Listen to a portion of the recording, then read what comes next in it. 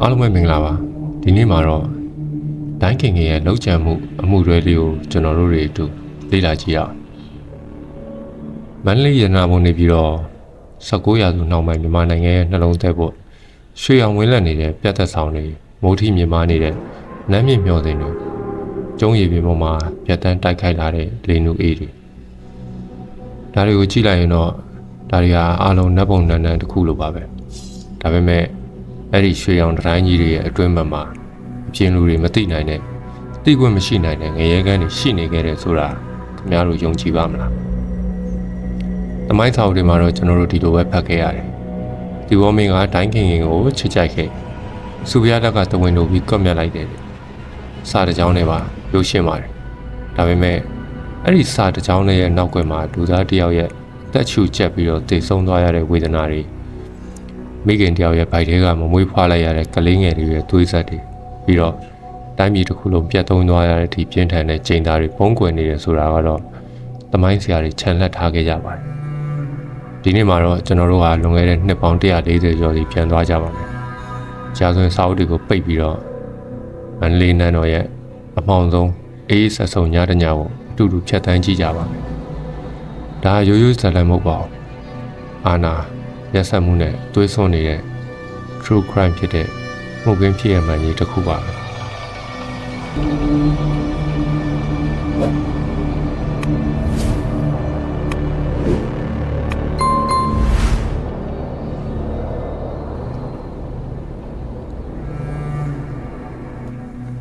ဇာတ်လမ်းကိုမစခင်မှာကျွန်တော်တို့ရဲ့တားကောင်ဖြစ်တဲ့ဒိုင်းခင်ခင်အကြောင်းကိုအရင်သိဖို့လိုပါတယ်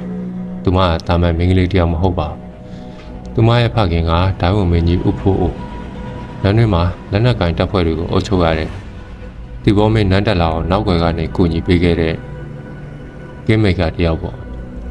အာနာရှိတဲ့ဖခင်ရဲ့အရေးအောက်မှာကြီးပြင်းလာတဲ့ဒိုင်းခင်ခင်ကရုပ်ရည်လည်းပြောစရာမလိုအောင်ချုံမောသူပါရှေ့လူကြီးတွေကနိုင်တွင်မှာတိုင်းပြည်မှာမိုင်းသူသားလို့နိုင်ရှင်ပြောဆိုရလောက်အောင်အလားပကိတယောက်ဖြစ်ပါတယ်သူမနဲ့ဒီဘောမင်းသားလေးတို့ဟာငယ်စဉ်ကတည်းကဘုန်းကြီးကျောင်းမှာအတူဆော့ကစားခဲ့တဲ့ငယ်ချစ်တွေပါဒီဘောမင်းသားလေးနန်းတက်လာတဲ့အခါမှာလူတိုင်းအထင်ခဲ့ကြတယ်ဒိုင်းခင်ခင်ကမိဖုရားတစ်ပါးဖြစ်တော်မယ်ပေါ့ဒါပေမဲ့ကံကြမ္မာကမျက်နှာသာမပေးခဲ့ပါဘူးဒီဘောမင်းရဲ့ဘေးမှာနေရာယူလိုက်သူကဒိုင်းခင်ခင်မဟုတ်ပဲနဲ့စုပြားလည်းဖြစ်နေခဲ့တာပါစုပြားလည်းသူမကတာမန်မိဖုရားမဟုတ်ပါဘူးဧကရီဆိုတဲ့ကုံမုန်းနဲ့ညီထက်မြက်တယ်ရက်ဆက်တယ်အာနာကိုမမောတယ်သူမရဲ့ဆောင်မှုကရှင်းပါတယ်ဘယင်မာမိဖုရားအများကြီးမရှိသေးအောင်ငါတယောက်တည်းပဲရှိရမယ်ဒီလိုနဲ့နန်းတွင်းတွေကမိမပြိုမှန်သမျှဟာစုပြားလက်ရဲ့ရန်သူတွေဖြစ်နေကြပါတယ်ဒါပေမဲ့ဒိုင်းခင်ခင်ကတော့မတူပါဘူးသူမရဲ့ဖခင်အရှင်ဝါကြောင့်စုပြားလက်ကိုယ်တိုင်ကသူမကိုချက်ချင်းမထိရဲခဲ့သူမကိုအပြိုတော်ခေါင်းဆောင်ဖြစ်ခန့်အပ်ပြီးတော့နန်းတွင်းမှာဆက်ထားခဲ့ဒါစုပြားလက်ရဲ့အမားလားဒါမှမဟုတ်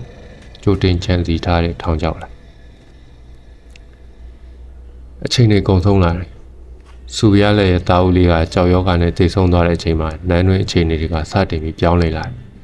ဝမ်းနဲ့ပူဆွေးနေတဲ့စုပြားလက်ကအခန်းအောက်နေတဲ့အချိန်မှာဒီဘောမင်းကစိတ်ထွက်ပေါက်ရှားလာတယ်သူ့ရဲ့ခြေလမ်းတွေကငယ်ချေဦးဒိုင်းခင်ခင်ရှိအောင်ဥတီလာတယ်ရာဇဝင်မှတ်တမ်းတွေအချို့အရသူတို့နှစ်ဦးကနန်းတော်ရဲ့မြောက်ဘက်ကဥယျာဉ်တော်ထဲမှာညဘက်တွေဆိုတိတ်တဆိတ်စုံတွေ့ရရှိတယ်လို့ဆိုကြတယ်စပယ်ပန်းနှံတွေတင်းပြတ်နေတဲ့ညတွေမှာလာရအောင်မှာဘယင်တစ်ပါးနဲ့အပြိုတော်တယောက်ရဲ့တားမြစ်ထားတဲ့ချစ်ဆက်လန်းလေးဟာပြန်လဲပြီးအသက်ဝင်လာခဲ့ပါတယ်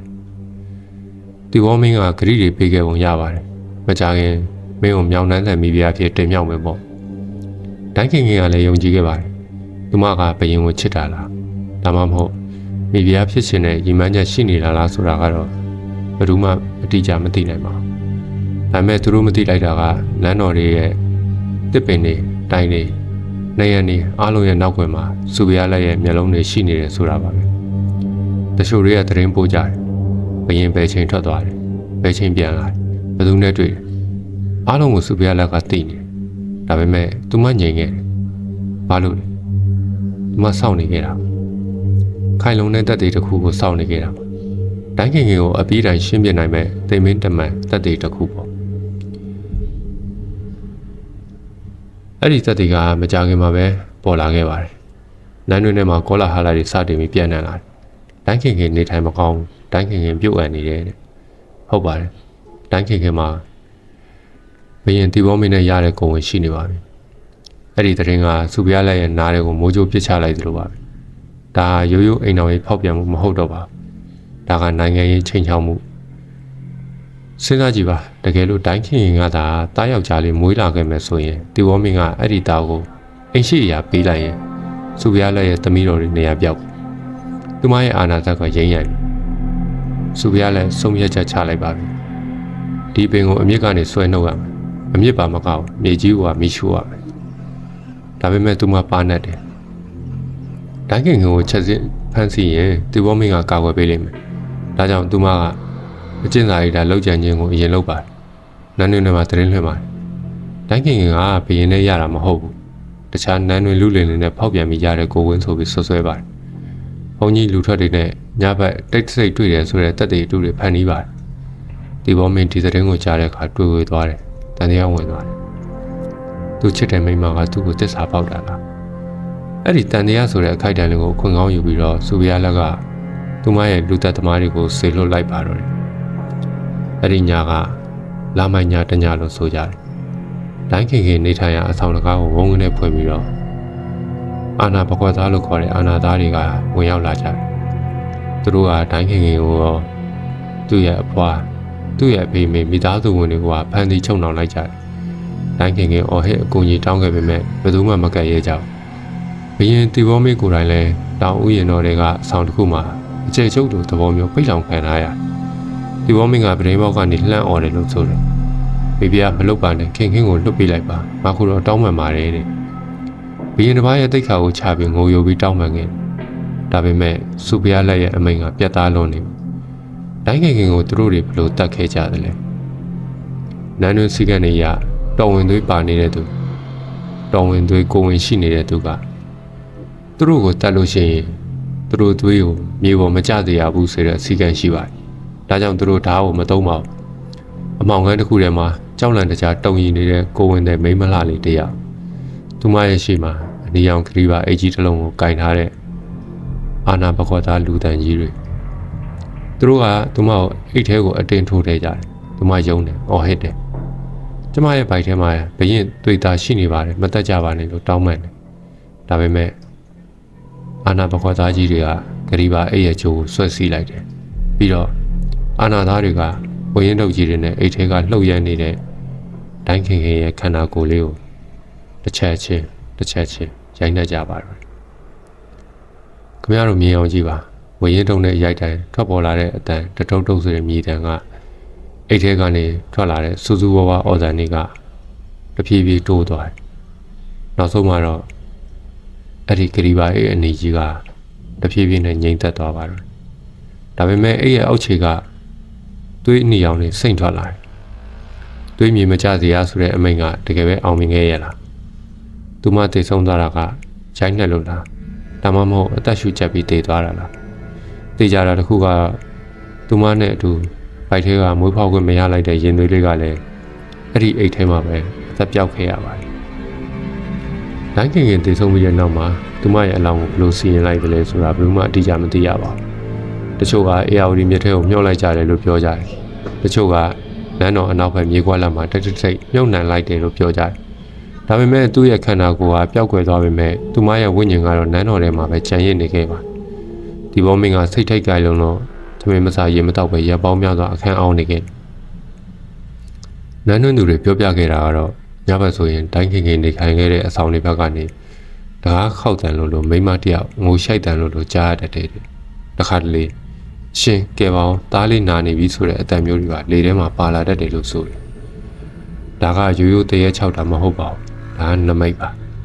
ရှေးလူကြီးတွေကပြောကြတယ်သားတဲ့အမေကိုတတ်မိရင်အဲ့ဒီအိမ်ပြိုကွဲတတ်တယ်တဲ့တိုင်းခင်တည်ဆုံးပြီးတိတ်မကြခင်မှာပဲနမိတ်ဆိုးတွေဆက်တိုက်ဖြစ်ပေါ်လာတယ်မိုးကြိုးတွေပြစ်တယ်တိုင်းပြည်မှာကပ်ရောဂါတွေကြာပြီးတော့1885ခုနှစ်အင်္ဂလိပ်စစ်သည်မော်တွေအေယာမီမြေချောင်းတိုင်းဆန်တက်လာတယ်